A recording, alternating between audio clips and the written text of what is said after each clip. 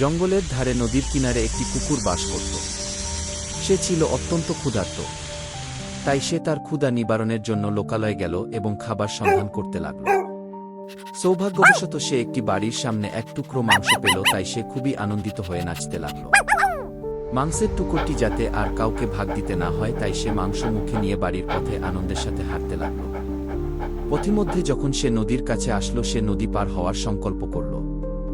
সে পানির মধ্য দিয়ে হাঁটতে লাগল, কিন্তু এখানেই বাধে বিপত্তি। সে লক্ষ্য করল যখন সে নদী পার হচ্ছে, তার সঙ্গে সঙ্গে আরও একটি কুকুর নদী পার হচ্ছে। তার মুখেও এক টুকরো মাংস। তাই দেখে কুকুরটির মনে লোভ জাগল। কুকুরটি ভাবল, আমারটা তো আছেই, ওরটাই কেড়ে নেওয়া যাক। কেড়ে নিতে পারলে আমার 2 টুকরো মাংস হয়ে যাবে। যেমন ভাবা তেমন কাজ। সে পানিতে থাকা কুকুরটির উপর হামলা করে দিল।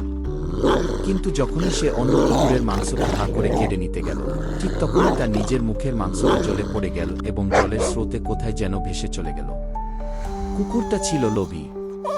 বেশি লোভ করতে গিয়ে এভাবেই কুকুরটি নিজের কাছে থাকা মাংসর টুকরোটাও হারালো।